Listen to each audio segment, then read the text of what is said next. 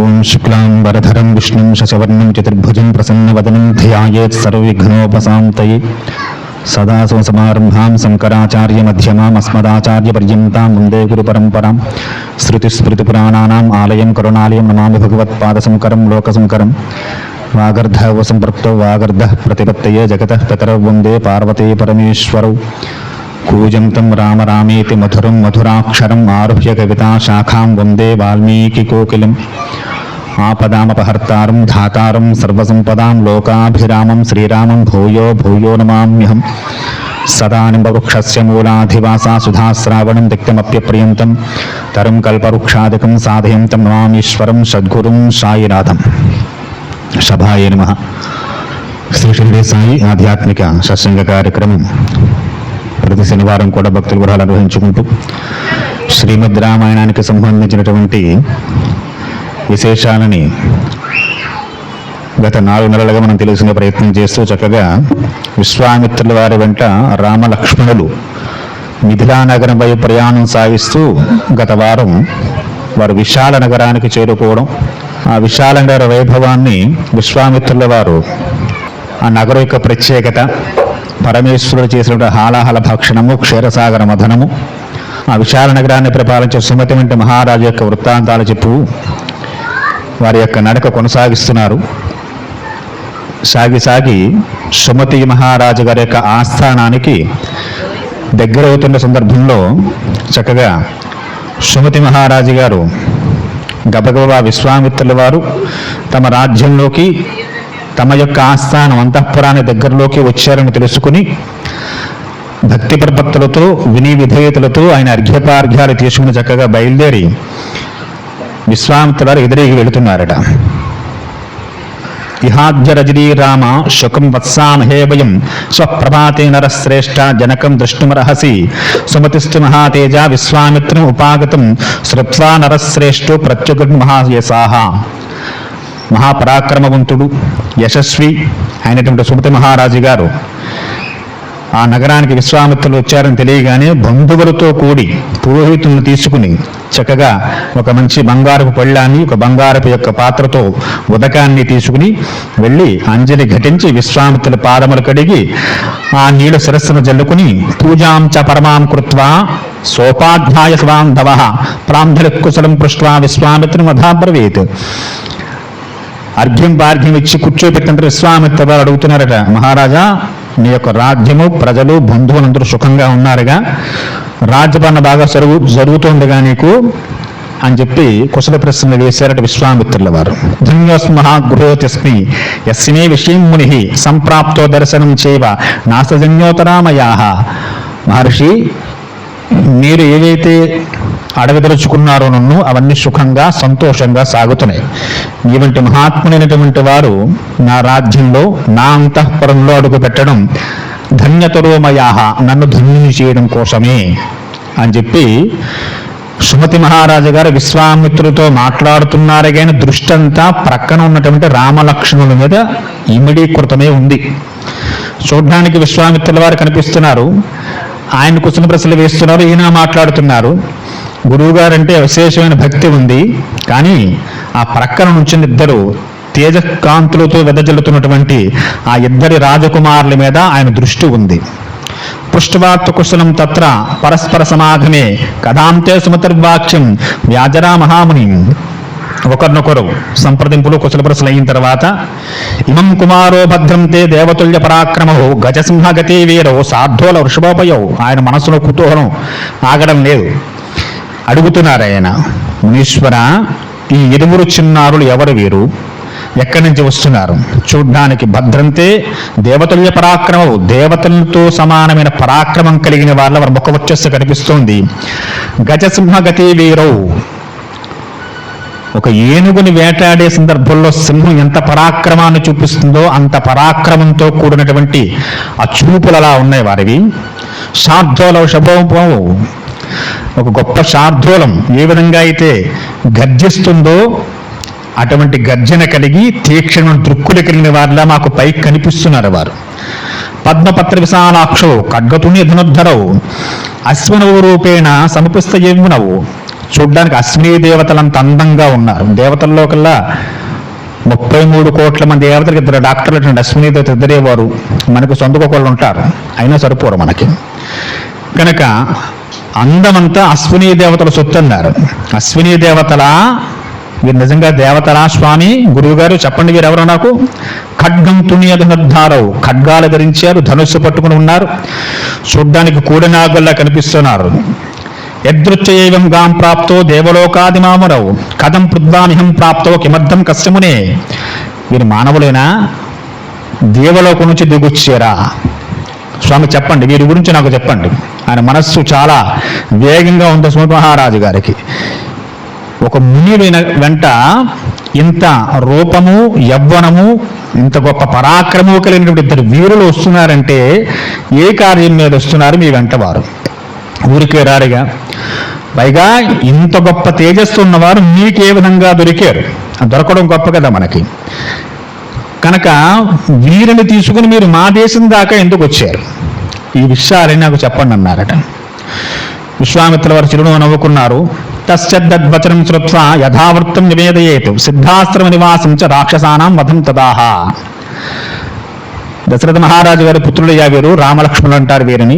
సిద్ధాశ్రమంలో నేను ఒక గొప్ప యజ్ఞం తలపెట్టాను. దాని రాక్షసులు విఘాతం కలిగిస్తుంటే వారి సంహారం చేసి విశ్వామిత్రవచం శ్రుత్వా రాజా పరమహర్షితాః అతిథి పరమౌ ప్రాప్తో పుత్రో దశరథస్యతో పూజయామాస విద్యమం సత్కారౌ మహాబలౌ.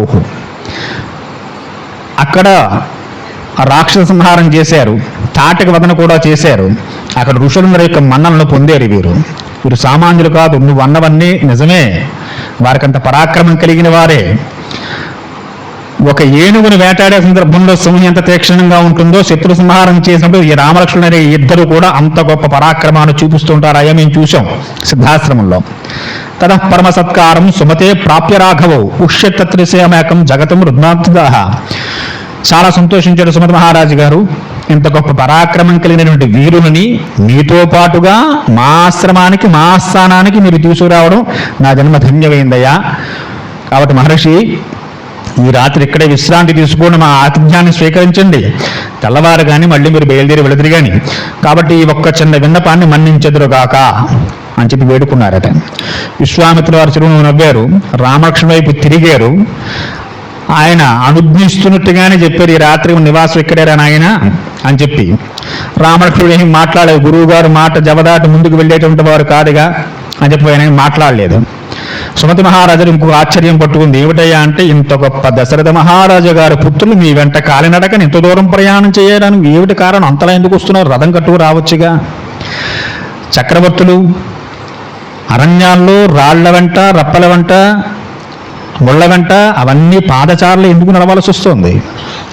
ప్రశ్నించారట సుమతి. మిథిలానగరం వైపు ప్రయాణం సాగిస్తున్నా అని చెప్తున్నారు మహర్షి. కానీ ఇంత గొప్ప పరాక్రమవంతుల రాకుమారులు, పైగా దశరథ మహారాజు ఇక్ష్వాకంశస్థులు నడిచి రావడమా మీ వెనకాల? ఆయన ఎలా పంపించారయ్యా? మహారాజు గారు మరి వారి పుత్రులు పంపాలంటే మనమే బండి ఇచ్చి పంపిస్తాం, కారు కట్టి పంపిస్తాం పిల్లల్ని. మామూలు వాడు ఇక్ష్వాకంశం, సూర్యవంశం అంటే మొత్తం యావత్ ప్రపంచానికి వారికి అధికారం ఉంది. కాబట్టి అంత పరాక్రమవంతులైన వీరుల్ని, వారి కుమారుల్ని నడిచి పంపించడం కారణం ఏమిటి? మన కథ రాబోతున్న ఆ ఘట్టాలే. విశ్వామిత్రులు నవ్వుకున్నారట. విధులోపవనే తత్ర ఆశ్రమం దృశ్యరాఘవ పురాణం నిర్జనం రమ్యం ప్రపంచ మునిపుంగవం. విశ్వామిత్రుల వారు చక్కగా సుమతి మహారాజు గారికి చాలా గొప్ప కారణంతో నడిచి చూస్తున్నారయ్యా. నా వెనకాల వారంతాను ఆ కారణాలు కూడా లేకుండా రాలేదు. కాబట్టి మా ప్రయాణం మిథిలానగరం వైపు సాగుతోంది. మేము జనక మహారాజు యొక్క ఆస్థానానికి వెళ్ళాలి. జనక మహారాజు గొప్ప యజ్ఞం చేస్తున్నారు. కాబట్టి ఒక గొప్ప లోక కళ్యాణకారకమైనటువంటి ఒక గొప్ప పని మీదే నా వెంట నడుస్తూ వచ్చారు వీరిద్దరూ కూడా అని చెప్పని ఆ రాత్రికి విశ్రమించారు. మొన్నాడు ప్రాతకాలం లేచారు చక్కగాను.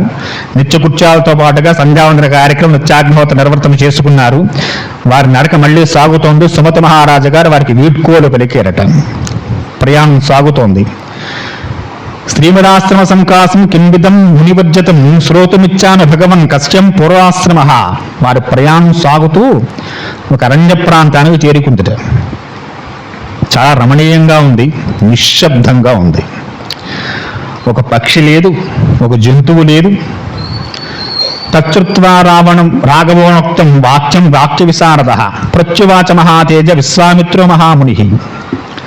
గొప్ప తేజస్వంతుడు, వాక్చాతుర్యం కలిగినటువంటి వాడు అయినటువంటి రాఘవుడు రామచంద్రమూర్తి వారు విశ్వామిత్రుల వారిని ప్రశ్నిస్తున్నారట. పాపం ఆయన ఎక్కడ ఏ చిన్న సందేహం వచ్చినా వెంటనే ప్రశ్న వేస్తారని రాముడు. హతం తే కథయిష్యామి శృణుతత్వేన రాఘవ యశదాశ్రమం సప్తం కోపాన్ మహాత్మనాహ. అడిగారట, మహానుభావ, చూడ్డానికి ఎంతో రమణీయంగా నిశ్శబ్దంగా స్వాభాయమానంగా ఉంది కానీ నిశ్శబ్దంగా ఉంది, ఎవరు మునులు కనపడడం లేదు ఇక్కడ. ఆశ్రమం అద్భుతంగా ఉంది, ఒక ఆశ్రమం కూడా కనిపిస్తుంది మనకి. ఈ ఆశ్రమం ఏమిటి, దీని కథ ఏమిటి?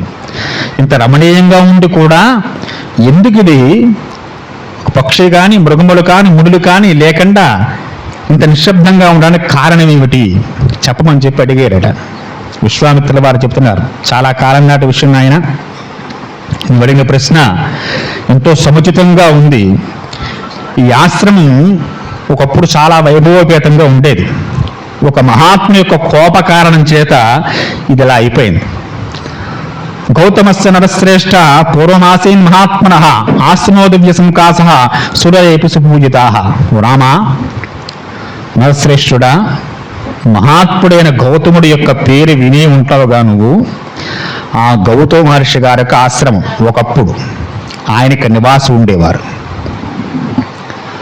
సచేహతప ఆతిష్టం అహల్యా సహిత పురాహ వర్షపూగానయేకాంచ రాజపుత్ర మహాగిస.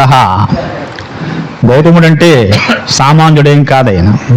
పూర్వకాలం అహల్యతో కూడి, తన భార్యతో కూడి గౌతముడు ఎన్ని వేల సంవత్సరాల తపస్సు చేసేదో తెలియదు ఇక్కడ.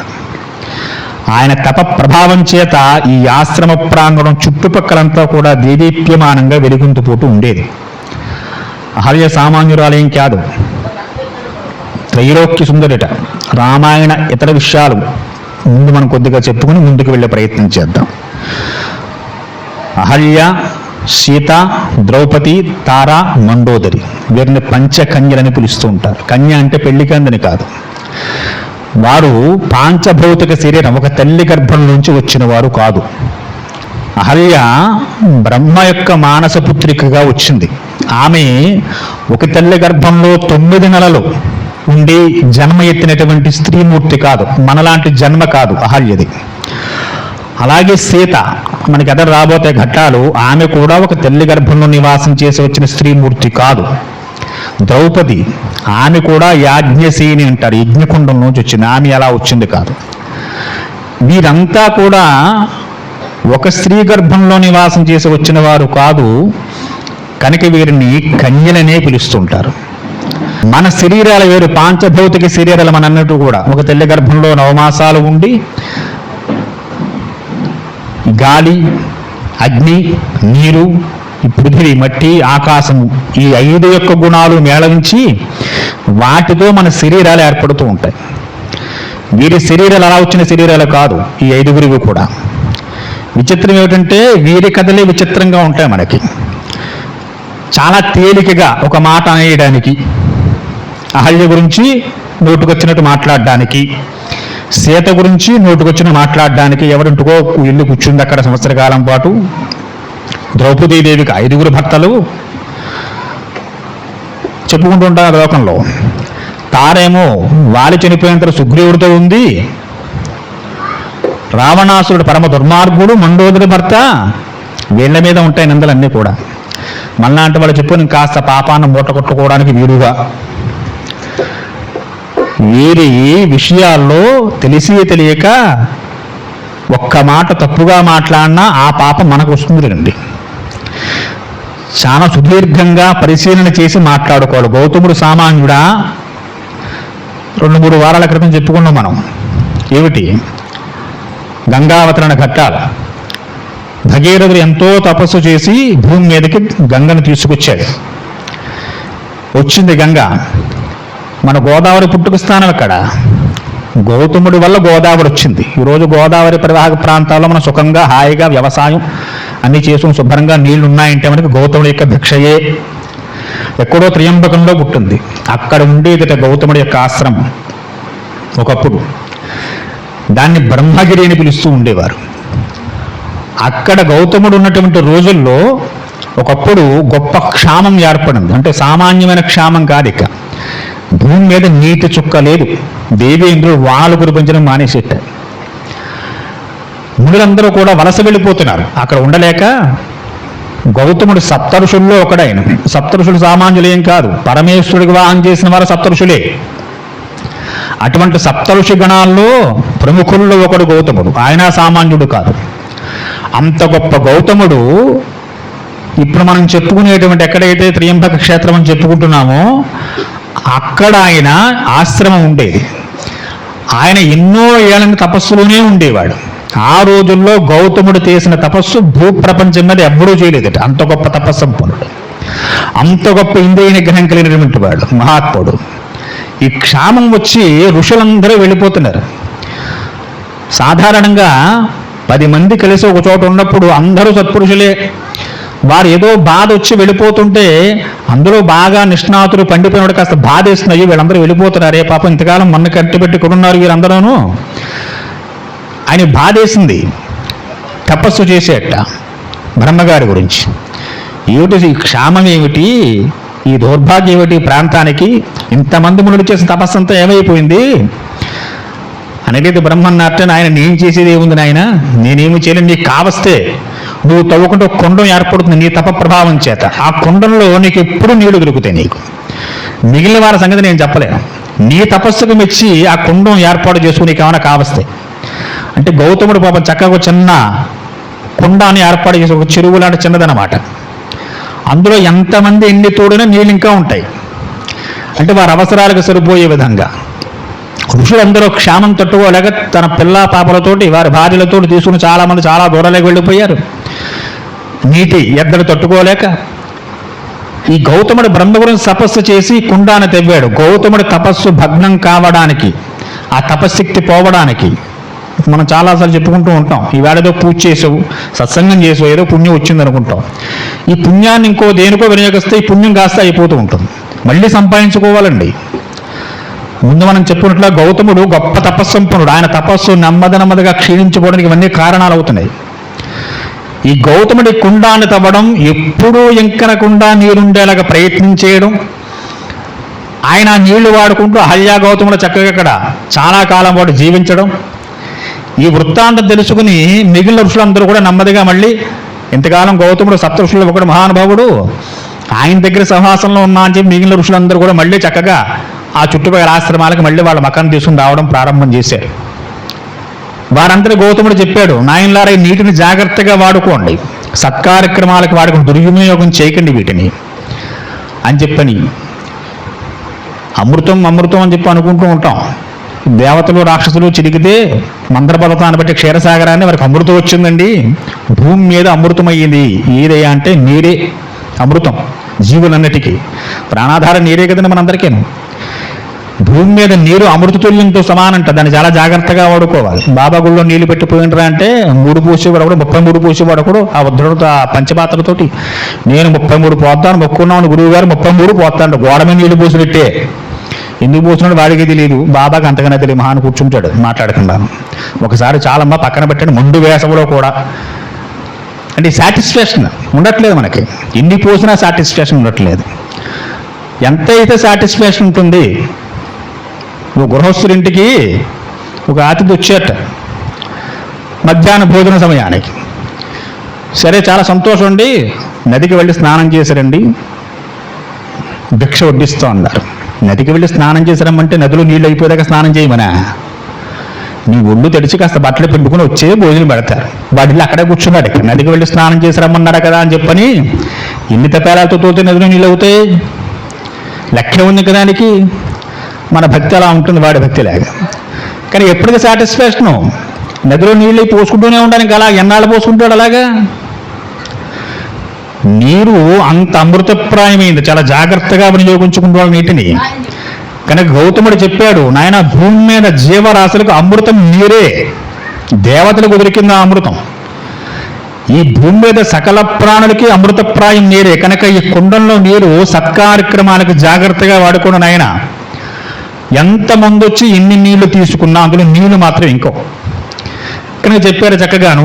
ఋషులందరూ చక్కగా వారికి నిత్య నైమిత్తిక కార్యక్రమాలకి నీరు లేకపోతే అసలు దేవతార్చనకి అర్థమే ఉంది. నీటితోనే ప్రారంభం, సంకల్పం చేయాలంటే ముందు నీరే కావాలి. కానీ నీరు లేకపోతే దేవతార్చన లేదు కాబట్టి, మా సంకల్పాలే లేవు కాబట్టి ఋషులందరూ వాడుకోవడం ప్రారంభం చేశారట. చక్కగా కొంతమందికి ఋషిపత్నులు చిన్న ఆలోచన వచ్చింది. ఈడు మనం రోజు గౌతముని ఆశ్రమం దాకా వెళ్ళి అందులో నీళ్లు తెచ్చి మనం వాడుకోవడం ఏమిటి, మనం తవ్వుకుంటే నీళ్లు రావా? తవ్వారు పాపం గుంటలో, ఎక్కడ నీళ్లు పడలేదు. సరే ఎలా? ఋషులందరూ కూర్చొని ఆలోచన చేశారటండి. ఎంతవారికైనా వస్తుందండి ఏదో తెగులు. ఆలోచన చేసి గౌతముడి ద్వారానే ఏదో చిన్న కొండం పెట్టుకున్నాడు ఆయన. మనందరికీ నీరు వచ్చేటువంటి ప్రయత్నం చేయాలి. అంటే ఏం చేయాలి? కూర్చొని మీటింగ్ వేశారట. చక్కగా ఒక రోజు గౌతముడికి అహల్యకి తెలియకుండా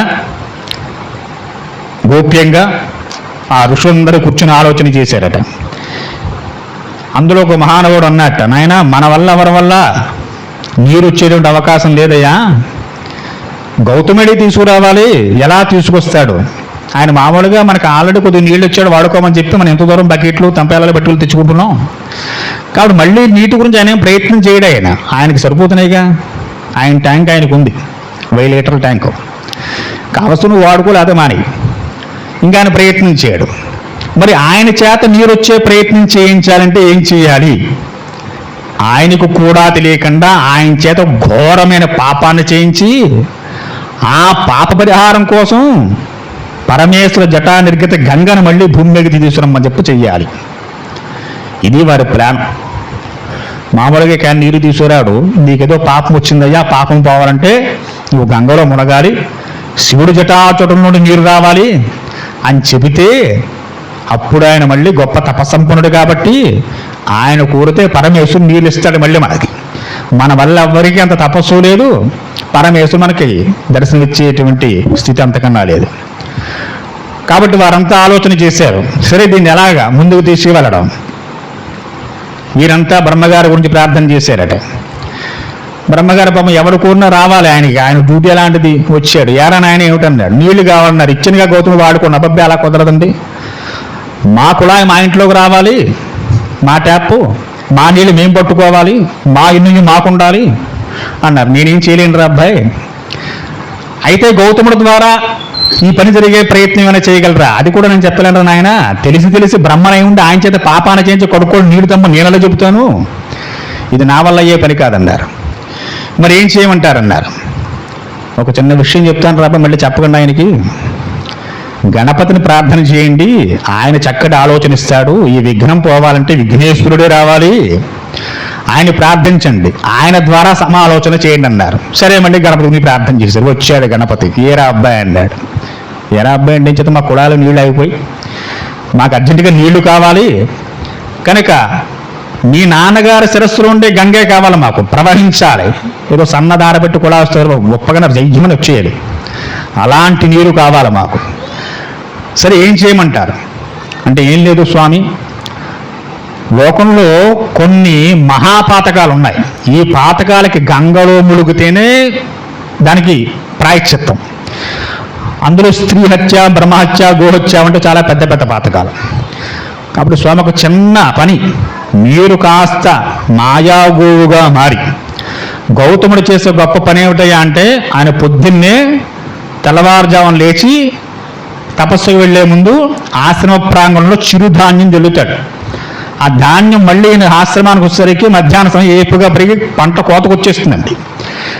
ఆ ధాన్యమే కోసుకుని దంచుకుని వండి పెడుతుంది అహల్యాదేవి. అవే భుజిస్తాడు ఆయన. మళ్ళా ప్యాకెట్లో దాచుకుని 25 కేజీల బస్తా 50 కేజీ ఇలా తిండ ఆయన. ఆయనకున్న తపశ్శక్తి అలాంటిది. కాబట్టి మీరు గోవుగా వెళ్ళి ఆ ధాన్యాన్ని కాస్త పంట చేతికొచ్చినప్పుడు తినేస్తూ ఉంటే ఆవుగా మారి, గోహత్య మహాపాతంగా. ఏదో సందర్భంలో ఎప్పుడో అప్పుడు చిన్న కోపం రాకపోతుందా గౌతముడికి? ఆ సందర్భంలో ఆయన కాస్త హై అని గట్టిగా అరిచినప్పుడు చచ్చిపోయినట్టు పడిపోండి. మీరు పడిపోతే గోహత్య వచ్చింది, ఆయన మీద ఎందేస్తాం. అబ్బబ్బ ఎంత పాప పని చేస్తున్నారో నా చేత మీరు. నేనే పరమేశ్వరుడు పుత్రుడిని, ధర్మానికి ప్రత్యేకంగా ఉండేవాడిని, నా చేత ఘోరమైన పని చేయిస్తున్నారా? నేను చేయనన్నట్టు గణపతి. మా ప్రభు మీరు చేయకపోతే మాకు నీళ్ళు రావు. మీరు ఈశ్వరపుత్రుడు కాబట్టి మీ ద్వారానే మీ నాన్నగారి వల్ల ఈ పని మాకు జరగాలి.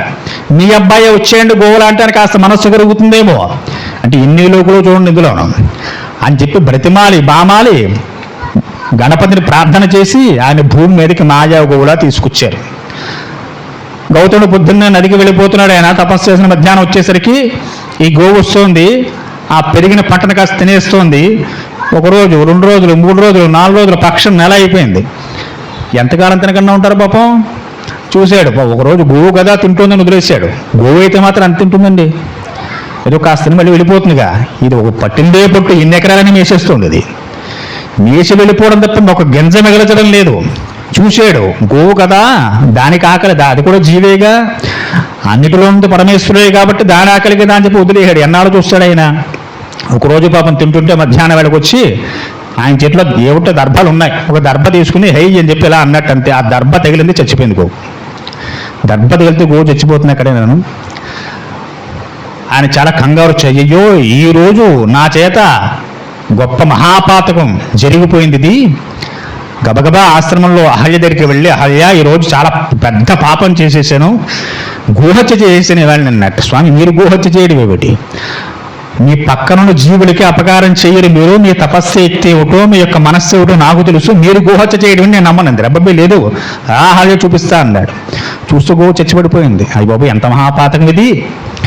ఈలోగా చుట్టూ ఉన్న వాళ్ళందరూ ఆ పక్క ఏదో నీళ్ళ కోసం వచ్చినట్టుగా వచ్చి పక్కింటి వాళ్ళు గొడవ అవుతుంటే పనున్న లేకపోయినా వెళ్ళి చూసి మళ్ళీ తెలుసుకుని రావాలండి. ఏదో కుతూహలం మనందరికీను. కనుక వాళ్ళు అలాగే మనకి సంబంధం లేదు, గోవు చనిపోయింది ఎవడు చెప్పాడు, మేకనోసం ఎవడు చేసి ఎవ్వడూ చేయలేదు.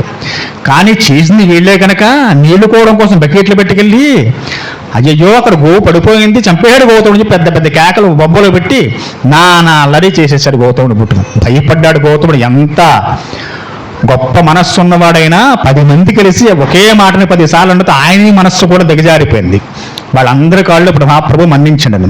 చిచి గోహత్య చేసిన వాడు ముఖం చూడకూడదు, నేను ఇక్కడి నుంచి వెళ్ళిపోతున్నారు. మహాప్రభు మీరు ఎక్కడికి వెళ్ళొద్దు, మీరు ఇక్కడే ఉండి నేను వెళ్ళిపోతాను నా భార్యను తీసుకుని, మీరు మాత్రం ఇక్కడే ఉండన్నారు. చిచ్చి అసలు నీతో మాట్లాడకూడదు. ఎంతో మందికి ఎన్నో రకాల ఉపాయాలు చెప్పి వారికి కావలసిన సలహాలు ఇచ్చిన గౌతముడికే సలహా ఇవ్వాల్సిన స్థితి వచ్చింది. ఆయన బెంగబెట్టి కూర్చున్నాడు. ఏం చేయమంటారు చెప్పండి, పాటకు పోయే మార్గం చెప్పండి అంటే ఋషులందరూ అన్నారట, పరమేశ్వర జటా నిర్గత గంగ వచ్చి అక్కడి నుంచి ప్రవహిస్తే అప్పుడు నీ పాప ప్రక్షాళన అవుతుందయ్యా అన్నారు. సరే తప్పకుండా పరమేశ్వర జటలో ఉండే గంగను తీసుకున్న ప్రయత్నం చేస్తానని చెప్పి ఘోర తపస్సు కొన్ని వేల సంవత్సరాలు చేసేట మహానుభావుడు. పరమేశ్వరు ప్రత్యక్షమయ్యాడు. ఏందైనా ఏం కావాలని చెప్పి అడిగాడు. మహాప్రభు నా వల్ల గోహత్య జరిగిపోయింది, నా ముఖం చూడడానికి ఎవరు ఇష్టపడడం లేదు, గోహత్య చేసిన వాడు మొహం చూడకూడదని చెప్పి, పరమేశ్వర నీ జటలో ఉన్న గంగను కాస్త క్రిందకు వదలబోయి ఎక్కడైతే గోవు చనిపోయిందో అక్కడి నుంచి ప్రవహించేలా చెయ్యి, నా పాపానికి ప్రాయశ్చిత్తం చెయ్యి. ఈయన చేసే ఈ పన్ను వల్ల ఈయన తపశ్శక్తి అంతా నెమ్మదిగా దిగజారిపోతుందండి. పరమేశ్వరుడు గ్రహించాడు. పరమేశ్వర జటలో ఉన్న గంగ కిందకు వచ్చింది. ఎక్కడైతే గోవు మరణించో దాని నుంచి ప్రవహించింది కనుక గోదావరి అయ్యింది. అది అలా ప్రవహించి ఇప్పుడు మన దాకా వచ్చింది అనుకోండి. సరే గోవు యొక్క గోహత్యాపాతకం పోయింది, గౌతముడి యొక్క తపస్సు సగానికి సగం పడిపోయింది. చూశారు వీరందరూ కూడా, అబ్బా గౌతముడి వల్ల మనకి మళ్ళీ భూమి మీద గంగ వచ్చిందయ్యా, అద్భుతంగా ఏదో ఉందో లేదో 4 మాటలు చెప్పాను భయపెట్టి మొత్తానికి ఎలాగైతే మనందరం నీటిని సంపాదించుకున్నాం. అందరూ సంతోషించారు. అంత గొప్ప పరాక్రమవంతుడు ప్రభావవంతుడు గౌతముడు. అతనికి భార్య కావాలంటే ఎవరిని ఇవ్వాలి? ఇంతకుముందు మనం చెప్పుకున్నాం, క్షీరసాగర మథనం జరిగింది. మోహిని స్వరూపంలో శ్రీ మహావిష్ణువు వచ్చి దేవతలందరికీ అమృతాన్ని పంచిపెట్టారు. ఆ మోహిని స్వరూపాన్ని చూసేట బ్రహ్మగారు అనుకున్నట్టు, ఇంత సృష్టి చేశాను కానీ ఇంత అందం అన్న ఎప్పుడు సృష్టి చేయలేదే, నా సృష్టిలో ఇంత అందమైన పిల్ల లేదు, కాబట్టి అంత అందమైన సృష్టి నేను చెయ్యాలనుకున్నట్ట. ఆ సంకల్పంలోకి వచ్చినదే అహల్య. ఆ వచ్చిన అహల్యని ఎక్కడ ఉంచాలి? లోకోత్తర సౌందర్య రాశావిడ. ఎవరి దగ్గర ఉంచితే ఎవరేం చేస్తారో, దేవతలకు కూడా ఏవేవో పుట్టొచ్చేమో కనుక ఏం చేయాలి? ఆ రోజుల్లో అంత గొప్ప తపస్సు ఉన్నవాడు గౌతముడు కనుక బ్రహ్మగారు కుతూహలంగా నిజంగా తపస్సు గొప్పదో లేదో చూద్దామని చెప్పి గౌతముడి పిలిచి, గౌతమా నీ దగ్గర ఉంచబోయి ఈ పిల్లనన్నట్టు ఉంచుకున్నాడు. హాయిగాను ఆయన మనస్సేమి చెలించడం లేదు, ఏమీ కరగడం లేదు. ఆయన తపస్సు నిత్యాగ్నిహోత్రుడు, ఆయన పని అయిందే. బ్రహ్మగారికి ఆశ్చర్యం చేసింది, ఇంత లోకోత్తర సౌందర్యదాసన ఆశ్రమంలో పెట్టి కూడా మనస్సు కరగడం లేదు వీడికి. బ్రహ్మగారి పిలిచినట్టు ఇంకా ఆవిడ నువ్వే వివాహం చేసుకో అని చెప్పి అహల్య గౌతమునికి బ్రహ్మగారి వివాహం చేసేటండి. అలా గౌతముడి దగ్గరికి అహల్య, బ్రహ్మమానస పుత్రికైన అహల్య వచ్చింది. ఇటువంటి అహల్య గౌతముడి ఆశ్రమంలో ఉంది. వారిద్దరి జీవన దానం చక్కగా సాగుతోంది. ఇంత లోకోత్తర సౌందర్య రాశి చూడగానే దేవతలకు సైతం కూడా మనస్సు కలిచేంత అందంగా సృష్టించేట అహల్యని బ్రహ్మగారు తన మనస్సులోంచి.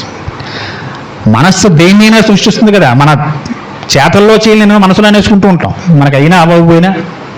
ఇప్పుడు పియ్యం కుర్చీలో కూర్చోండి, వెళ్ళి కూర్చుంటాను నేను మానసికంగాను, డైరెక్ట్గా కూర్చోలేకపోవచ్చు, ఏముంది దానికి, ఏదైనా చేయొచ్చు. అయితే మనలో ఉండే సంకల్పాలు బయటకు వచ్చి చావు, కానీ వారు తపస్సంపన్నులు కనుక, అందులో చతుర్ముఖ బ్రహ్మగారు కనుక ఆయన మనస్సులో అనుకున్నవి సాకార రూపం ముందుకు వచ్చి కూర్చుంటూ ఉంటాయి ఆయనకి, అనుకున్నవన్నీ నేను కనుక అలా వచ్చిన స్వరూపం అహల్య. అటువంటి అహల్యని గౌతమాశ్రమంలో పెట్టినా గౌతమ మనస్సు కదలలేదు, చెదల్లేదు. అంత గొప్ప తపస్సంపన్నుడు లేడు ఆ రోజుల్లో. అటువంటి వారికి ఇచ్చే బ్రహ్మగారి వివాహం చేస్తే వారి దాంపత్య కారణంగా కలిగిన వాడే శతానందులు వారండి. ఈయనెవరు? జనక మహారాజు కొలువులో ఆయన పురోహితుడు, జనకుడు పురోహితుడు శతానందులు వారు. ఆయన అక్కడే ఉన్నాడు. దశరథ పురోహితుడు వశిష్ఠులు వారు. సామాన్యుల జనకుడంటే దశరథుడు ఎంత గొప్పవాడో అంతకన్నా గొప్పవాడు జనకుడు. వారి పేరే మిథిలా నగరం. ఆయన జనకుడు, పైగా దాని ఇంకొక పేరు జనక మహారాజుకి. ఆయన విదేహుడు, అంటే దేహము ఎందు భ్రాంతి లేనటువంటి వాడు అని అర్థం. అందుకే అమ్మవారికి వైదేహి, సీతాదేవి ఇంకొక పేరు వైదేహి అని కూడా పేరుంది ఆవిడకి. అంటే దేహాభిమానం కానీ దేహం మీద ఆశలు కానీ ఏముండవట ఆ వంశంలో వచ్చిన వారు ఎవరికి కూడా. అంత గొప్ప వంశంలో పుట్టిన జనక మహారాజు గారు గౌతమాహల్యకు పుట్టిన శతానందుల వారి పురోహితులుగా పెట్టుకున్నారంటే వీరంత గొప్పవారైతే అటువంటి కుమారుణ్ణి తను ఆస్థానంలో పురోహితులుగా పెట్టుకుంటాడు, మామూలు వాడిని పెట్టుకుంటాను అలాంటండి. ఇవన్నీ పరిగణలోకి తీసుకుని ఇప్పుడు నీ కథావృత్తాంతాన్ని ముందుకు తీసుకువెళ్ళాలి. సశరీరంగా పాంచభౌతిక శరీరం లేనిది అహల్య. తపస్సు నుండి ఎంతో గొప్ప తపస్సునుడు గౌతముడు. వీరి దాంపత్య కారణంగా పుట్టినవాడు శతానందులు వారు. ఆయన జనకమార యొక్క పురోహితులు. ఈ మూడు విషయాన్ని దృష్టిలో ఉంచుని కథ ముందుకు తీసుకెళ్తున్నాం. చక్కగా మీరు ఆ విధంగా ముందుకు వచ్చే ప్రయత్నం చేయండి. రాముడికి ఈ విషయాలని చెప్పలేదండి, ఆయన గౌతముడు అహల్య గురించి మాట్లాడుతున్నారే. అంటే మనకు అర్థమవడం కోసం కాస్త ముందు పూర్వపరాలు తెలుసుకోవాలి కాబట్టి వృత్తాంతం ముందుంచే ప్రయత్నం చేశాం. తస్సాంతరం విదిత్వాతో సహస్రాక్ష సచేపతి మునివేషధరో హత్యాం ఇదం వచనమబ్రవీత్. అంత త్రైలోక్యమోహన రూపంతో వెలుగుందిపోతున్న అహల్య మీద దేవేంద్రుడి యొక్క కన్ను పడిందోయ్ రామా. ఋతుకాలం ప్రతీక్షంతే నార్ధనాసుమాహితే సంగమంత్వం త్వచ్చామి త్వయా సహ సముద్యమే. దేవేంద్రుడు ఒక రోజున దేవేంద్రలో కొంచెం బయలుదేరి వచ్చాట మహానుభావుడు అహల్య దగ్గరికి. పరస్పరమైన వాక్యాలు, వాల్మీకి వాక్యాలు స్పష్టంగా చెబుతున్నారు ఆయన. ఆయన వస్తూనే తెల్లవారుజామునే గౌతమ మహర్షి గారు నిత్య నైమిత్తిక కర్మల కోసం నదికి వెళ్ళిపోయారు. అదే తెల్లవారుజామున దేవేంద్రుడు గౌతముడి వేషం వేసుకుని వచ్చేట. మునివేషం సహస్రాక్షం విజ్ఞాయ రఘునందన ప్రస్ఫుటంగా చెప్పారు ఆయన. మునివేషంలో వచ్చాడు, గౌతముడి వేషంలో వచ్చాడు. మతంచకార దుర్మేధ దేవరాజ కుతూహలం కనిపెట్టింది అహల్య. వచ్చినవాడు ఇంద్రుడని తెలిసింది ఆవిడకి. పతివ్రతామతులు కాబట్టి అలా తెలుస్తుంది ఆవిడకి, తపస్సు లేకపోతేను.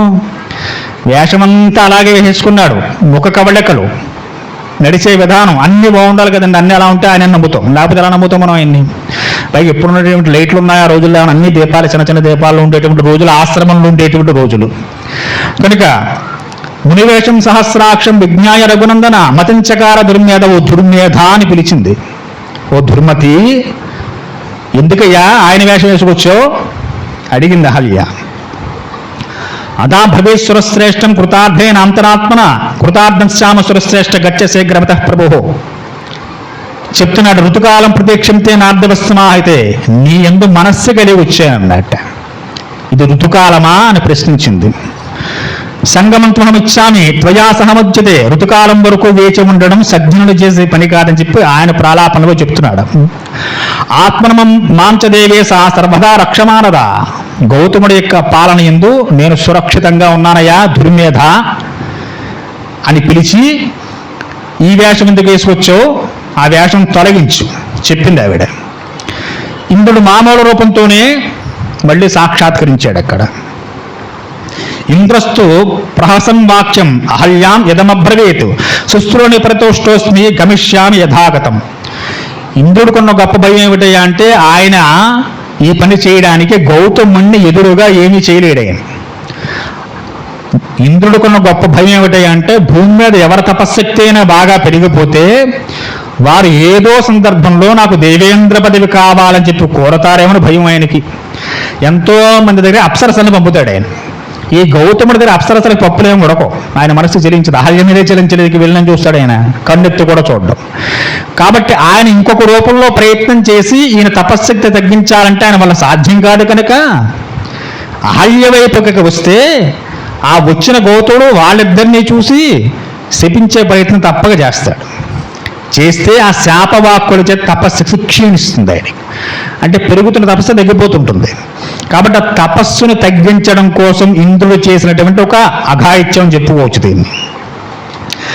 ఏం సంగం యచుత నిత్యకామరోజుతాత సంభ్రమాత్వదాం రామా సంకితో గౌతమ్ ప్రతి.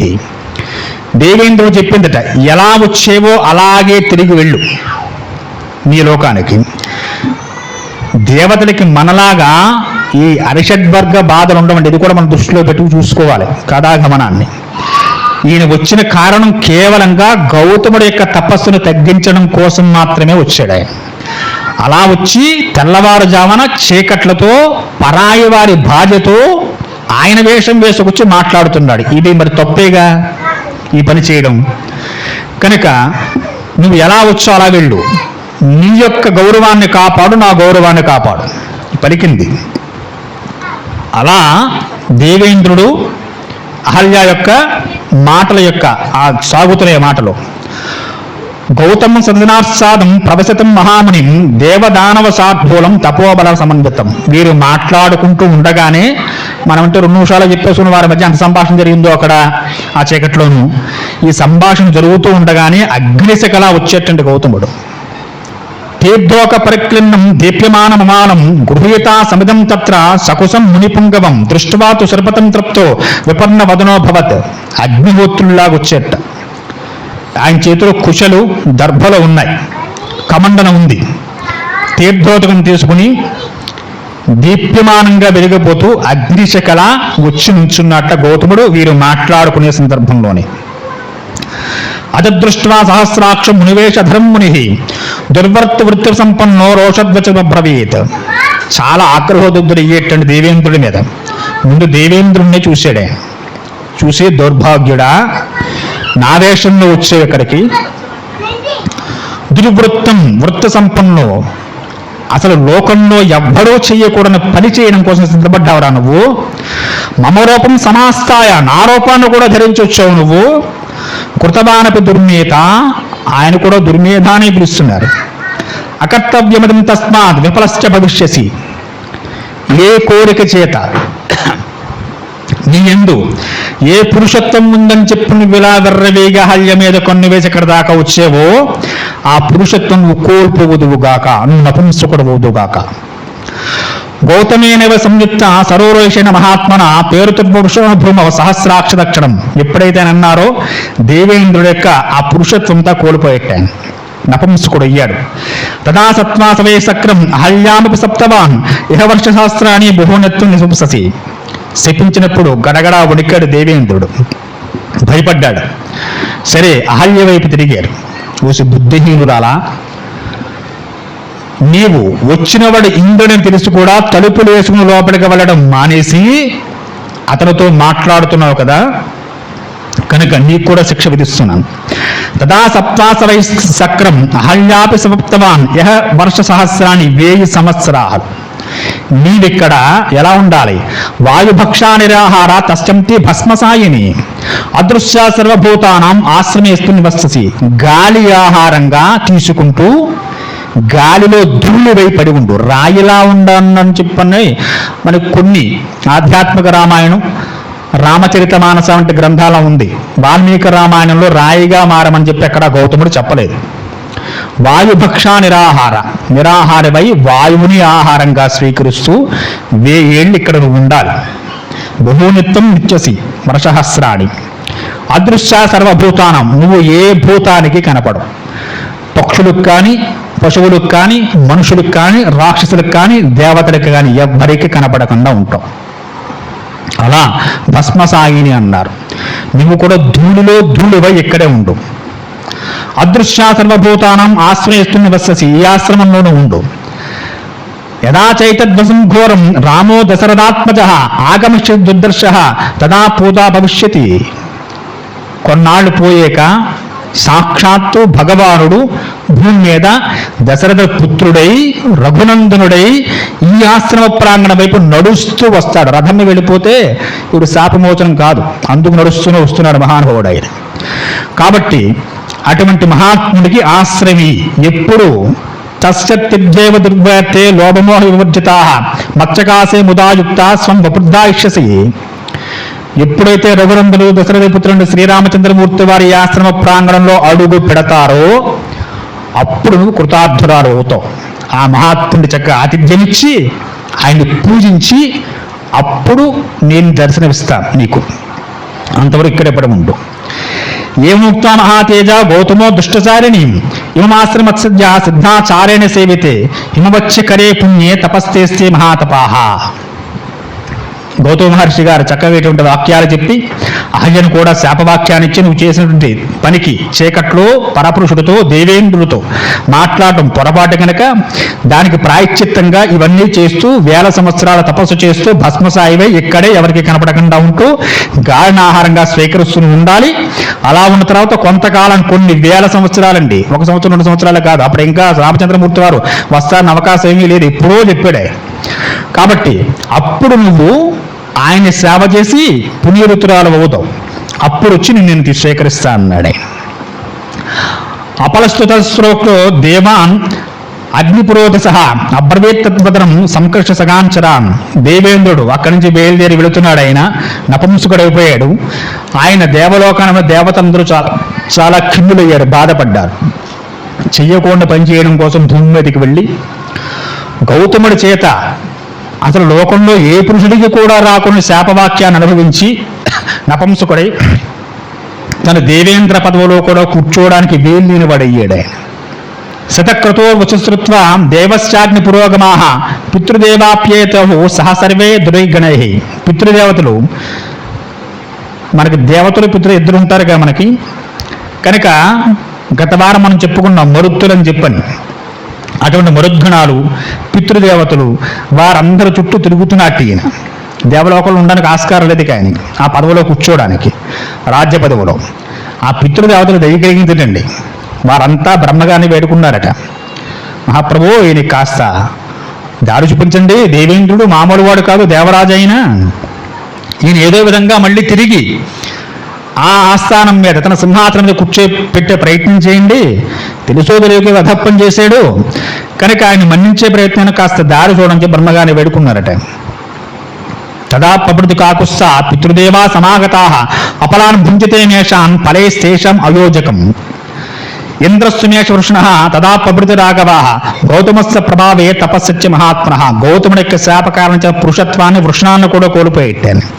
మేష వృష్ణాల పట్టు అతికించాడు దేవేంద్రుడికి. అతికించి అప్పుడు ఇంద్రవతులు కూర్చోబెట్టారట. విశ్వామిత్ర వచశ్రుత్వ రాఘవా సహ లక్ష్మణ విశ్వామిత్రం పురస్కృత్య తమాసం మదా భవేత్. ఈ విషయాలన్నీ చెప్పుకుంటూనే చక్కగా రామలక్ష్మణ సహితులై విశ్వామిత్రుల వారు గౌతమ ఋషిక ఆశ్రమంలో అడుగు పెట్టేరటండి. మనకి సినిమాల్లో చూపిస్తుంటారు, రాముడు కాలెట్టికలు రాయినెత్తివి పెట్టాడు, పెట్టగానే ఆవిడ అహల్య అయింది అని చెప్పాను. అవి ఏమీ లేవు. దదర్శ మహాభాగం తపసా జ్యోతివిప్రభాం లోకేరపి సమాగస్య ద్వినిరీక్షం సురాసురై ప్రయత్నా నిర్మితాం ధాత్రా దివ్యాం మయామయీమివ సతోషా వృతం సాభ్రం పూర్ణచంద్ర ప్రభావమః ధూమేవాపి పరీగీతం దిప్పాం అగ్నిశిఖామివ. ఎప్పుడైతే విశ్వామిత్రుడు ముందు వెళ్ళి వెనక రామచంద్రమూర్తి వారి ఆశ్రమంలో అడుగు పెడుతున్నారో ఆయన గాలి తగలగానే అప్పటి వరకు భస్మసాయిగా అంటే గాలిలో ధూళిగా ఉన్నటువంటి అహల్యాదేవి సాకార రూపాన్ని పొంది ఆయన పాదాల ముందు ఉంది. భూమేనాప పరీతాంగి దీప్తాం అగ్నిశిఖామివ. ఎప్పుడైతే అహల్య మామూలు స్వరూపాన్ని వచ్చిందో పక్కనే అగ్నిశిఖలా గౌతమ మహర్షి గారు వచ్చారట. మధ్యం భాంసోధరాదర్శం దీప్తాన్ సూర్య ప్రభామివ సాయి గౌతవాక్యాన దుర్నిరీక్ష బభూవః.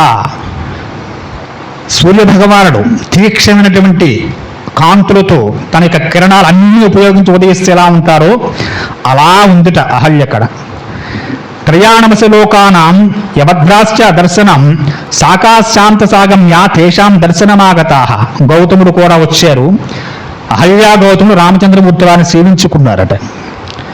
వారిని కూర్చోబెట్టి రామచంద్రమూర్తి వారు అహల్యా గౌతముడు పాదసేవ చేశారట. ఇప్పుడు ఆయన వయస్సులో చిన్నవారు.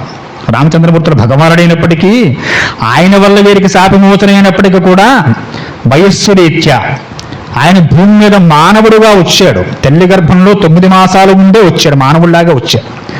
అలా వచ్చినట్టు రామచంద్రమూర్తి వారు ఏమేమి చేయాలో అవన్నీ ఆయన ఆచరించి మనకు చూపిస్తున్నారు. రాఘవోతస్తాశ్చ పాదో జగ్నహతుస్తదాః సర్మంతే గౌతమం వచః ప్రతిగ్రాసాత్ సాతతౌ. రామచంద్రమూర్తి వారు చాలా మామూలు వ్యక్తిలాగే పాదో జాగృతస్తదా గౌతమ మహర్షి అహల్య యొక్క పాదములు పట్టుకుని నమస్కారం చేశారు. ఆయన కూడా పాద్యం అర్ఘ్యం తదాతిథ్యం చకార సమాహితాః. ఆయన కూడా గౌతమ మహర్షికి బాధ్యాఢ్యాలు ఇచ్చారట. అలా ఇచ్చి ఎప్పుడైతే గౌతమ అహల్యలు మామూలుగా ఒకటయ్యారో రామచంద్రమూర్తి వారి యొక్క దర్శనం కలిగిందో పుష్పవృష్టి కురిచిందట. పుష్పవృష్టి మహాశ్రీచ దేవదుందు నిస్వరై గంధర్వ సారసం చాపి మహాసీత సమాగమాః. దేవతలు గంధర్వగానం చేశారట. పుష్పవృష్టి కురిచింది. దుందుబులు మూగై అందరూ సంతోషించారు. ఆశ్రమం అంతా విశేషమైనటువంటి పూలవానతో ఆశ్రమం పువ్వులతో నిండిపోయిందిట. గౌతమోసి మహాతేజ అహల్యా సమహేసతాః రామం సంపూర్ణ విధవతో తపశ్చేన మహాతపాః. రామచంద్రమూర్తి వారికి చెప్పుకున్నట్టు గౌతమ మహర్షి వచ్చి అహల్యని పునీతుని చేసావు రామా, నేను తపస్సుకు వెళ్ళిపోతున్న భార్యా సహితంగా అని చెప్పి రాముడి దగ్గర సెలవు తీసుకుని అహల్యా గౌతముడు తపస్సుకు వెళ్ళిపోయాడు. రామోపి పరమాం పూజాం గౌతమస్య మహామునే సకాద్విద్యాం ప్రాప్య జగామ విధలాంపుతః. అహల్య ఉద్ధరణ జరిగిపోయింది. విశ్వామిత్ర వారు సంతోషించారు చక్కగా. అక్కడి నుంచి వారి నడక మిథిలా నగరం వైపు సాగుతున్నారు వారు. రామలక్ష్మణ సహితులై విశ్వామిత్రుల వారు మిథిలా నగరం వైపు సాగుతున్నారు. గౌతముడు అహల్య యొక్క ఆశ్రమం కూడా మిథిల దగ్గరలోనే ఉంది. అప్పటికే వృత్తాంతం వెళ్ళిపోయింది మిథిలకి. శతానందుల వారి దగ్గర చేరికిపోయింది. అయ్యా, మీ అమ్మగారిని ఉద్ధరించారు రామచంద్రమూర్తి వారని చెప్పని. రామస్తు మునుసాబ్దోలం ఉవాచ సహలక్ష్మణ సాధ్వే యజ్ఞ సముద్రశ్చ జనకస్య మహాత్మన. జనక మహారాజు కూడా తెలిసింది మన రాజ్యంలోకి విశ్వామిత్రుల వారు వచ్చారని చెప్పని. నానా దేశాల వాసులు, వేద పండితులు, అనేక వేల మంది బ్రాహ్మణులు ఎంతో మంది మిథిలా నగరంలో జనక మహారాజు చేసే యజ్ఞానికి ఎంతో మంది వచ్చి ఉన్నారు అక్కడ. అటువంటి మహర్షులందరికీ కూడా విశ్వామిత్రుల వారు తమ రాజ్యంలో వచ్చిన వార్త తెలియగానే అందరూ ఎదురేగి వెళుతున్నారట. రామస్య వచనం శ్రుత్వా విశ్వామిత్ర మహాముని నివేశమకరోద్ధేశే విదిక్తే సరళాయుతాః. శ్రీరామచంద్రమూర్తి వారు ఆ వస్తున్న కోలాహలను చూశారట. చూసి చాలా ఆనందించారు ఆయన కూడాను. జనక మహారాజు గారు తన మంత్రుల్ని పంపించారు ముందుగాను వారికి స్వాగత సత్కారాలు చేయమని చెప్పాను. సరే, మంత్రులు వెళ్ళారు. ఋత్విగోపి మహాత్మాన స్వర్గమాదాయ సత్వరం విశ్వామిత్రాయ ధర్మేణ దుర్మేదంత పురస్కృతం ప్రతిగృహ్యాజితాం పూజాం జనకస్య మహాత్మనః ప్రపంచ కుశలం రాజ్ఞో యజ్ఞస్య నిరామయం. పురోహితులందరూ కూడా చక్కగా పూర్ణకుంభాలు పట్టుకెళ్ళి విశ్వామిత్రుల వారిని సగౌరవంగా వెనకొస్తున్న మునులు కూడా ఆహ్వానం చేశారు. వీరు ఆహ్వానం పలుకుతుండగానే జనక మహారాజు కూడా వచ్చారు. పక్కన పురోహితులు శతానందుల వారు కూడా ఉన్నారు. ఆ వచ్చినటువంటి జనక మహారాజు గారు విశ్వామిత్రుల పాదాల పట్టికి వేడుకున్నారు. జనకస్య వచనం శ్రుత్వా నిషపాద మహాముని పురోధా ఋత్విజచ్చైవ రాజా సహమ సంప్రతి. మహాత్మా, చాలా సంతోషమయ్యా, మీరొక్కరే కాకుండా మీరు కూడా చాలా మంది మునిగణాలను తీసుకొచ్చారని మునులతో వస్తున్నారు. ఎక్కడి నుంచో గంగావతరం చెప్పుకుంటూ వస్తున్నారు. అక్కడి నుంచి విశ్వామిత్రుల వారు మా యజ్ఞ సమయానికి చక్కగా ఇంతమంది పురోహితుల్ని తీసుకుని వస్తున్నారు, మాకు చాలా ఆనందంగా ఉంది. అద్యజ్ఞేశ సమృద్ధే సఫలా దైవతే కృతాః అజ్ఞయజ్ఞ ఫలం ప్రాప్తం భగవద్ దర్శనాస్మయాః. మిమ్మల్ని చూస్తుంటే సాక్షాత్ మేము చేసే యజ్ఞం యొక్క భగవంతుడే సాక్షాత్కరించేడేమో అనిపిస్తోంది. మీరు రావడం చాలా ఆనందంగా ఉంది. ధన్యోస్మ గృహీతోస్మి, చాలా ధన్యున్నయ్యాను. యస్మే మునిపుంగవ, రండి మా ఆస్థానానికి రండి.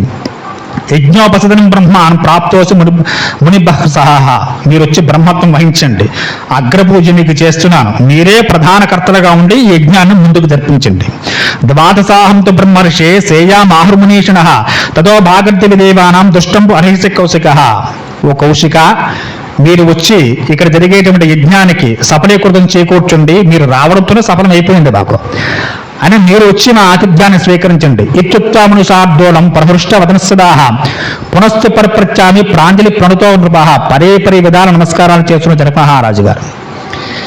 ఆయన కూడా చక్కగా ఆయనకు నమస్కారం చేస్తున్నాడు, విశ్వామిత్రులతో మాట్లాడుతున్నాడు. కానీ పక్కనున్న ఇద్దరు వ్యక్తుల మీద జనక మహారాజు దృష్టి ఉండిపోయింది. ఇమం కుమారో భద్రంతే దేవతల్య పరాక్రమవు. మహర్షి, ఇందాక నుంచి మీతో మాట్లాడుతున్నాక నా కళ్ళన్నీ వాళ్ళిద్దరి మీద ఉన్నాయి. ఇమము కుమారో భద్రంతే, ఇంత అందమైనటువంటి భద్రమైనటువంటి దేవతల్య సమానమైన కుమారులు ఎవరయ్యా మీ వెనకాల?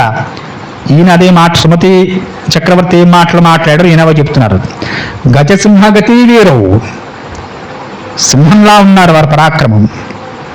పద్మపత్ర విశాలాక్షవు, విశాలమైనటువంటి పెద్ద కళ్ళు ఇద్దరికి.